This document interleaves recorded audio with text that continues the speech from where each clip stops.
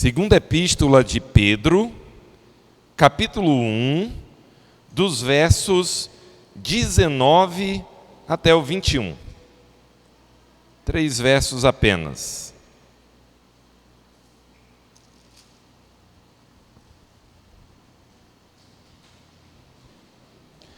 Segunda de Pedro 1, do 19 ao 21.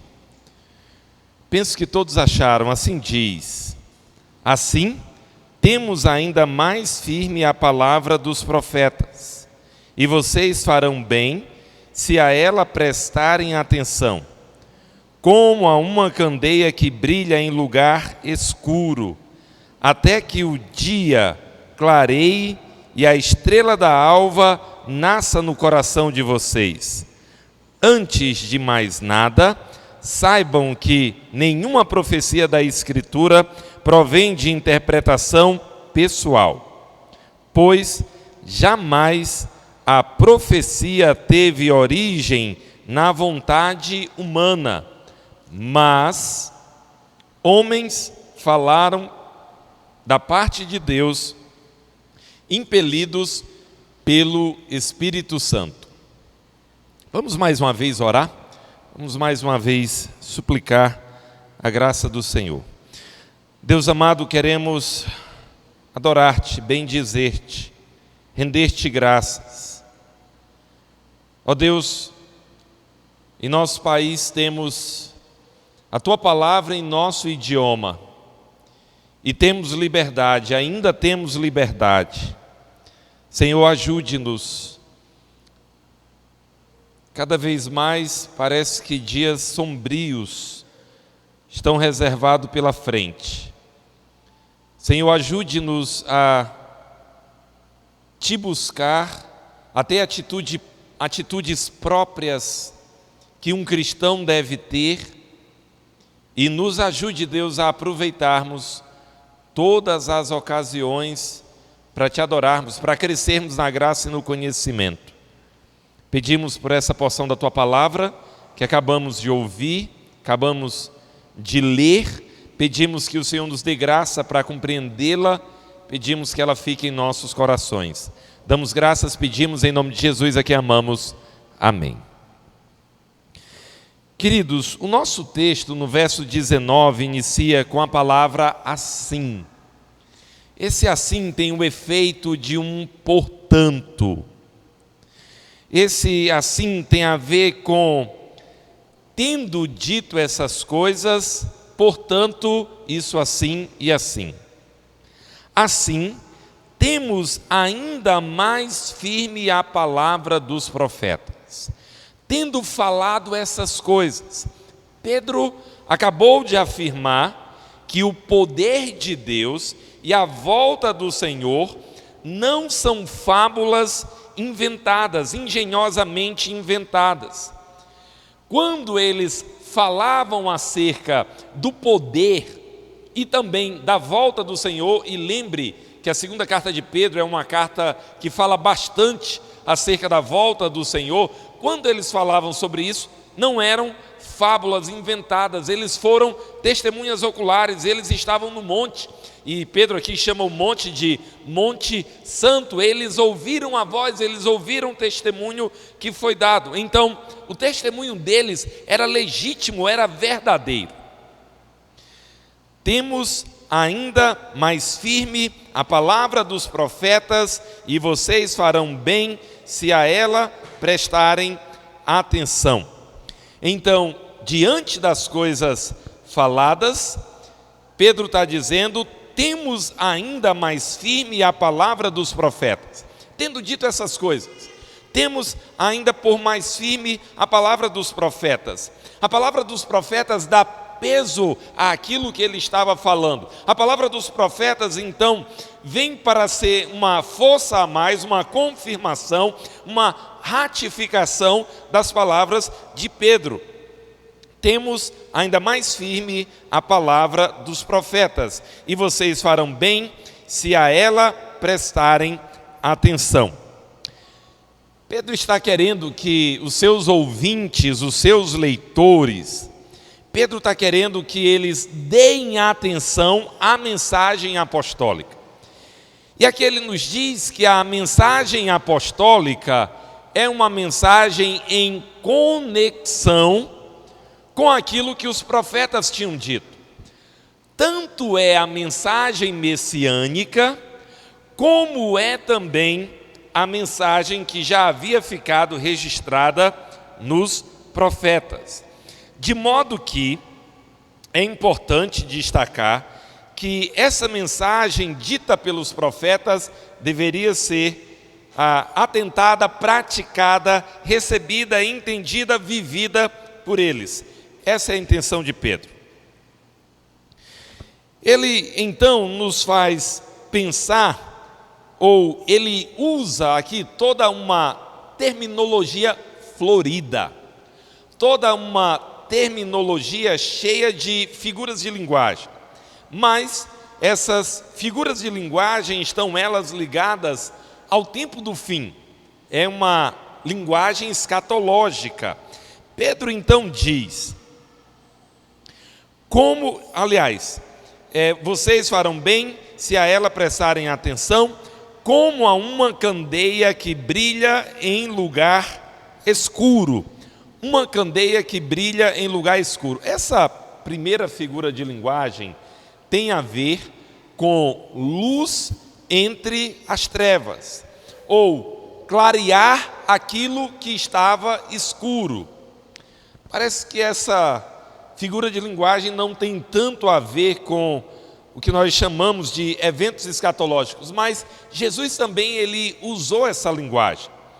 Ele falou das virgens que traziam ou tinham o azeite, e ele também falou de colocar algo como que uma lamparina ou uma luz para iluminar o ambiente. E entre as parábolas escatológicas que Jesus usou, essa linguagem de clarear, o dia já vem clareando, apontam para um período de consumação dos eventos que o Senhor, desde o Antigo Testamento, já vinha dizendo que tais eventos aconteceriam. E isso é uma referência aos eventos do fim. Então ele diz, como a uma candeia que brilha em lugar escuro, até que o dia clareie e a estrela da alva nasça no coração de vocês. Até que o dia clareie. Está bem ligado, bem nessa direção. Um momento que chega, o dia clareia. Naqueles dias eles não tinham luz elétrica como nós temos hoje. A luz mais desejada era a luz do dia. Eu já estive dirigindo durante a noite em estradas bem escuras. E eu desejava muito, dada a circunstância, chegar numa cidade, essa cidade está iluminada, e poder resolver o que eu tinha que resolver. Eles naqueles dias, eles não tinham nem a luz artificial, era o fogo, ou ainda aquilo que era produzido com combustão, mas algo muito primitivo comparado àquilo que nós temos hoje. E quando se pensava em chegar em um momento agradável, se pensava, por exemplo, no dia clareando. Deixa eu dar para vocês um exemplo bíblico, que talvez é um dos mais fortes, ou um daqueles em que isso aparece com muita intensidade. Paulo ele foi preso em Jerusalém. Tendo sido preso em Jerusalém, ele foi transferido para Cesareia, foi interrogado. Depois, um outro governante, Pórcio Festo, ele tentou apresentar Paulo aos judeus. Para favorecer os judeus, Paulo apelou para César. E por causa disso, ele tinha que ser transferido para Roma. Fez uma viagem. Nessa viagem, ele iria atravessar o mar Mediterrâneo. Eles chegaram até Creta, que é uma ilha no Mediterrâneo, e chegando, Paulo ainda disse, sendo alguém que viajava muito, conhecia muito mesmo, ele orientou que o barco aportasse, que não seguisse em viagem, mas eles seguiram. foram acometidos por uma grande tempestade, e Lucas diz que eles ficaram 14 dias sem ver sol, lua e estrelas.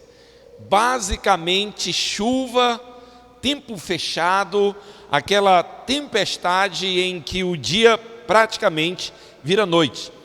Em uma dessas noites, realmente no momento noturno, quando a negritude da noite chega com mais densidade, os marinheiros, eles pressentiram, eles tiveram mais ou menos que uma espécie de sexto sentido, que eles estavam se aproximando de um local rochoso. Eles estavam se aproximando de um local que provavelmente daria contra as pedras. E daí eles lançam a sonda, encontram uma profundidade relativamente boa, 35 metros. Não muito tempo depois encontram 25 metros, e aí não muito tempo depois eles sabem que eles estão se aproximando de um local que não é mais alto mar, não é mais um local onde eles estão navegando com certa tranquilidade. Eles ficam muito receosos de ser uma rocha, do navio se despedaçar e todos eles morrerem afogados. Alguns tentam escapar, mas sob orientação não escapam, e eles ansiavam por chegar à alva, por clarear o dia. Então, essa expressão, clarear o dia, a chegada da alva, aqui nessa linguagem de Pedro, é uma linguagem escatológica, é um momento predito, é um momento em que já tinha sido anunciado que aconteceria, e os apóstolos estão dizendo, vai acontecer mesmo, estejam preparados. O texto então diz na sua continuidade, até que a estrela da alva nasça no coração de vocês. Essa estrela da alva foi usado, ou no Novo Testamento tem uma referência ao Senhor Jesus, mas a ideia aqui é que eles estivessem provando o novo nascimento, até que a estrela da alva nasça no coração de vocês, dificilmente. Em outros momentos, a estrela da alva é uma referência ao Senhor Jesus, mas não aqui sendo uma referência ao novo nascimento. Provavelmente um cumprimento na pessoa de Jesus acerca de eventos escatológicos já preditos anteriormente. Mas, irmãos, verso 20: antes de mais nada, saibam que nenhuma profecia da Escritura provém de interpretação pessoal. Vamos fazer duas coisas. Vamos pensar nesse versículo, em primeiro lugar, inserido aqui no contexto onde ele está.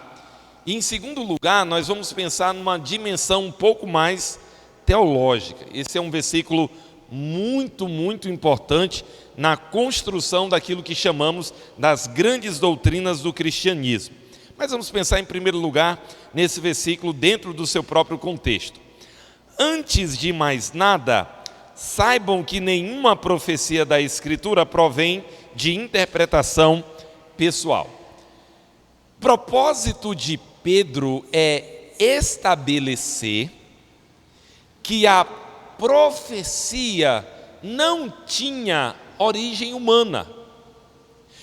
Pedro está dizendo, as coisas que foram ditas acerca do Senhor, elas foram ditas, e elas não foram ditas por vontade do profeta. Elas não foram ditas porque o profeta pensou desse modo, desejou desse modo, quis que acontecesse assim. O profeta, não foi ele quem fabricou essa mensagem, não foi ele quem inventou essa mensagem. Isso não veio de particular interesse ou interpretação pessoal do profeta, daquele que comunicou a profecia anteriormente. Aqui é importante pensar na profecia em dois momentos. Tanto aquilo que já havia sido dito no Antigo Testamento, mas há um consenso relativamente grande do reconhecimento que o Novo Testamento, ele também é texto profético. Ele também está recheado de passagens proféticas. Note, por exemplo, Jesus falando sobre a sua volta, lá no Evangelho de Mateus, capítulo 24 e 25. Note a quantidade de parábolas que Jesus traz, apresentando como que as coisas seriam no fim. Note quando também os apóstolos falam acerca da volta do Senhor. Muitas e muitas vezes nós encontramos o Novo Testamento trazendo também essa linguagem densamente profética. Então, quando Pedro diz, antes de mais nada, ele está dizendo mais ou menos nesse sentido. Queridos, entendam bem isso. Antes de qualquer outra coisa, deve estar firmado entre vocês, saibam que nenhuma profecia da Escritura provém de interpretação pessoal. Então, o que Pedro está dizendo é que as coisas ditas acerca do Senhor, elas vinham de Deus e não dos profetas, não dos veículos que foram usados por Deus para trazer a sua palavra.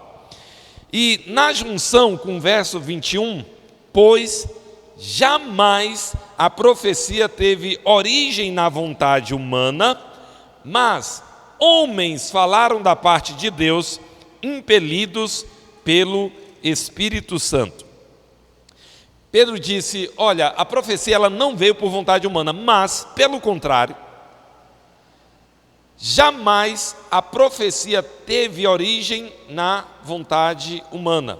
Então, aquilo que Deus disse acerca do fim, aquilo que Deus pré-anunciou acerca da consumação, não foi originado na vontade humana. Não foi originado na vontade de Mateus, que registrou as palavras de Jesus. Não foi originado na vontade de Paulo. Não foi originado na vontade de Isaías. E nenhum daqueles que falaram acerca do fim. Não foi originado na vontade humana. Mas homens falaram da parte de Deus, impelidos pelo Espírito Santo. Aqui, homens, algumas versões trazem a expressão homens santos, homens separados por Deus, homens destinados por Deus para uma missão. Mas é um vocábulo que não aparece numa quantidade de manuscritos que torna essa leitura como uma leitura certa. Por isso, versões como a NVI suprimem o termo santos. Por isso, homens falaram da parte de Deus. Essa frase, irmãos, aqui é muitíssimo importante. Homens falaram da parte de Deus. É importante aqui que eu faça uma distinção. Todos os pregadores, quando chegam a um púlpito, eles falam da parte de Deus. Eles falam trazendo um ensino, que esse ensino reflete aquilo que está nas Escrituras. De maneira geral, o ensino tem três fontes: o próprio Deus, o próprio homem e os demônios.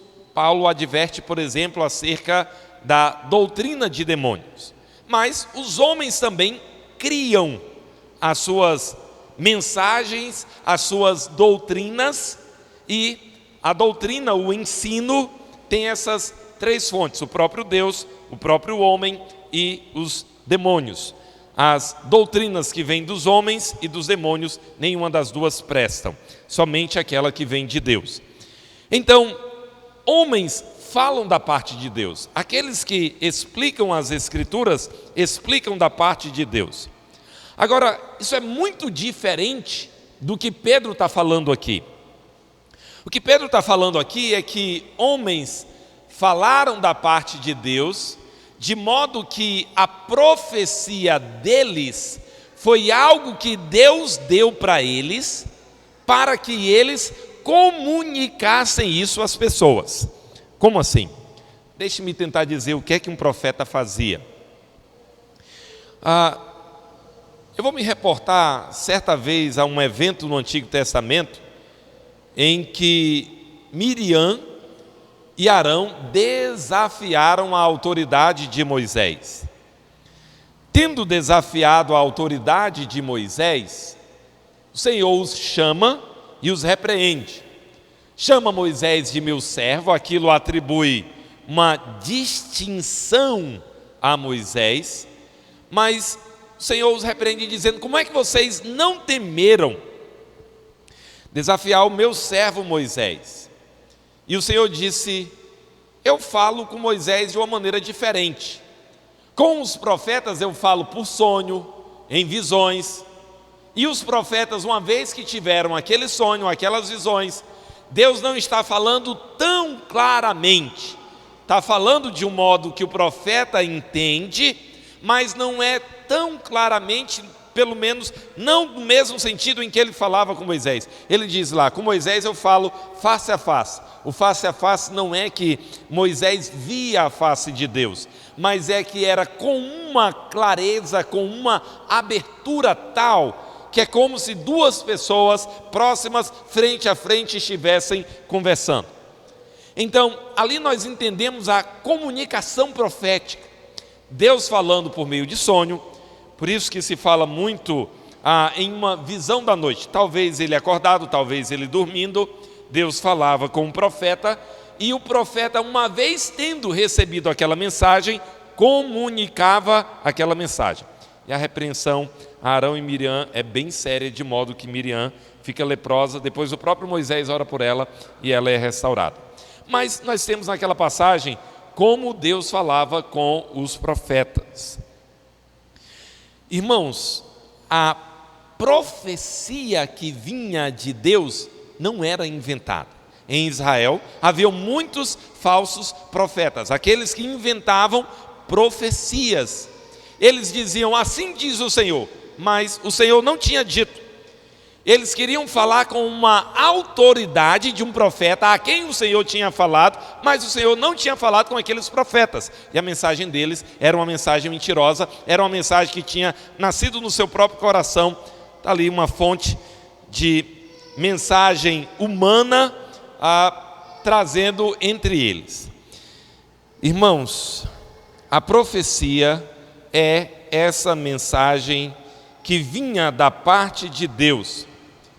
E a última frase diz: eles falavam impelidos pelo Espírito Santo. O que é falar impelido pelo Espírito Santo? De maneira muito resumida, é falar controlado pelo Espírito Santo, sob o total controle do Espírito Santo. Essa palavra impelidos que aparece aqui, ela aparece lá em Atos 27. Lá naquele texto em que Lucas está narrando a travessia, a viagem que Paulo fez até chegar a Roma. E quando aquela tempestade se abateu sobre eles, veio sobre eles, aquele que estava guiando o barco, aquele que estava controlando o barco, perdeu o controle, de modo que eles ficaram à deriva, sob o controle do vento. Não mais o marinheiro, não mais aquele que estava guiando o barco estava no controle, mas o barco, o navio estava sob o controle dos ventos, esse o conduzia. Então essa palavra impelidos é uma palavra que aparece lá, demonstrando o controle de algo ou de alguém. No caso aqui, Pedro está dizendo: eles falaram da parte de Deus, impelidos, movidos, controlados, sob o controle do Espírito Santo. Deixe-me falar um pouquinho, logicamente, sobre essa passagem.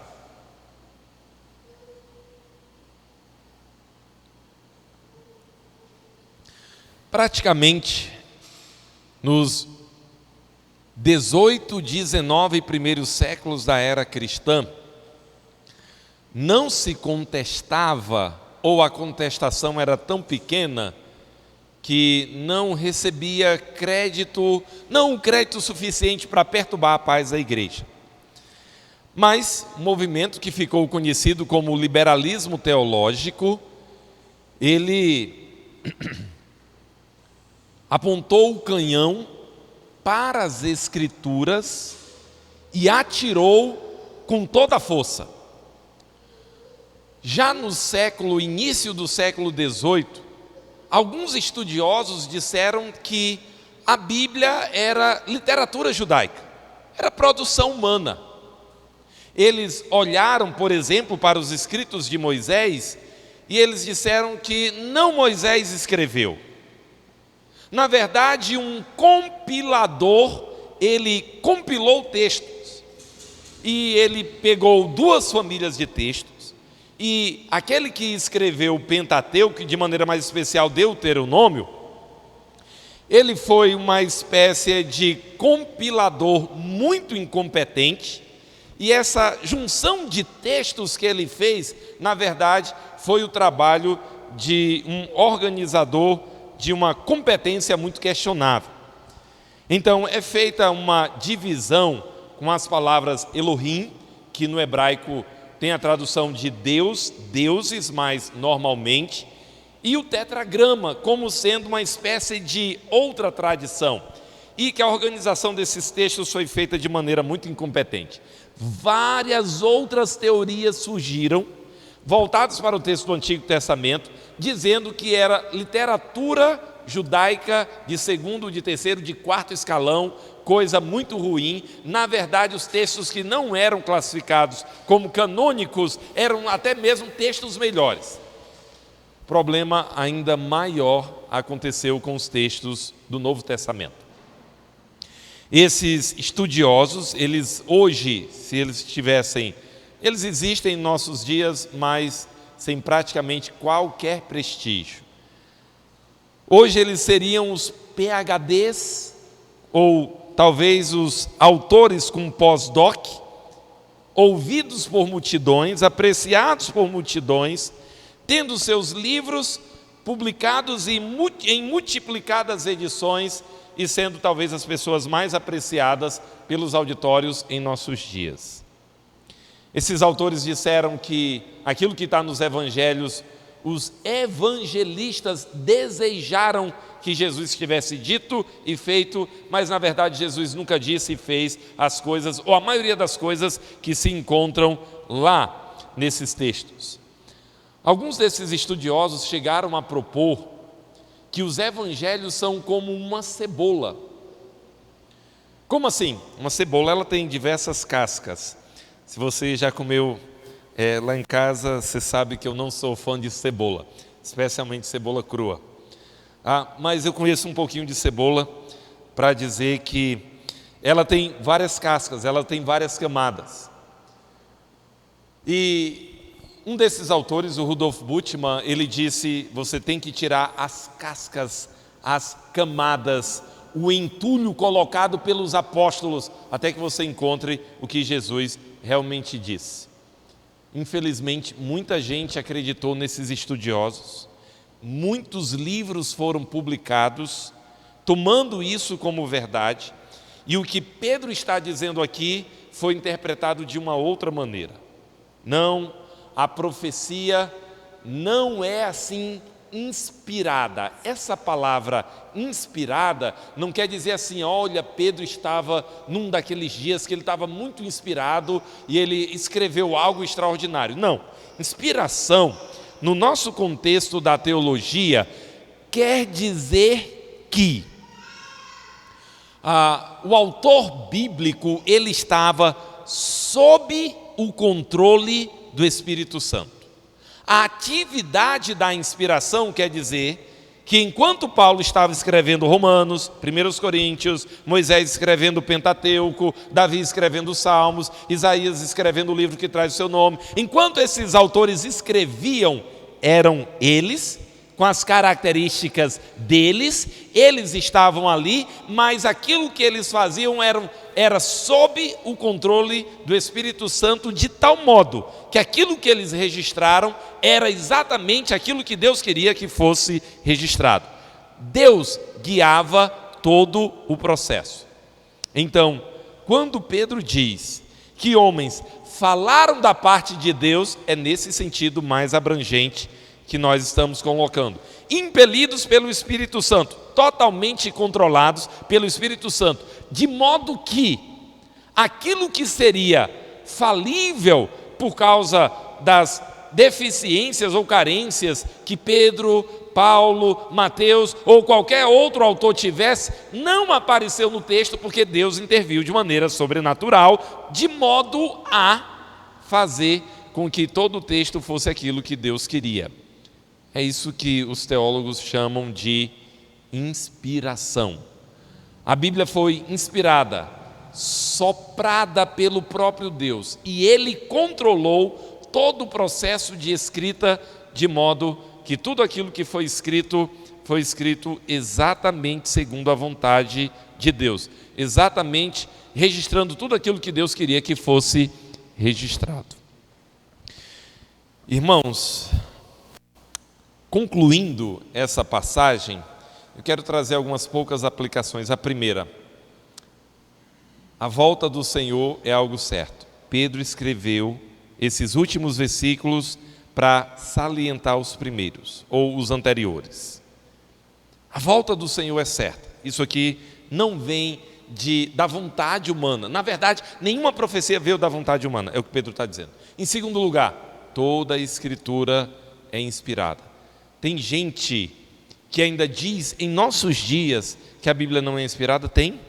Recentemente, um pastor batista na internet disse que alguns textos precisam ser reinterpretados e nós não podemos continuar tratando os homossexuais desse modo e tentando de todas as maneiras fazer com que a prática homossexual caiba nas Escrituras. É uma tentativa de rechaçar a inspiração das Escrituras. Tem gente que faz coisa muito pior do que esse pastor? Tem.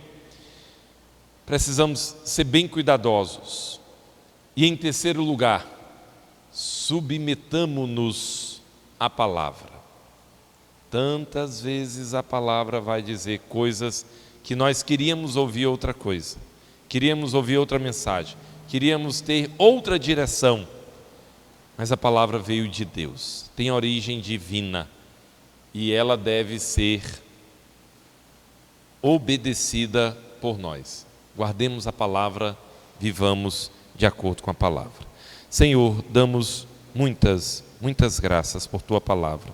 Pedimos que ela fique em nossos corações. Oramos em nome de Jesus. Amém.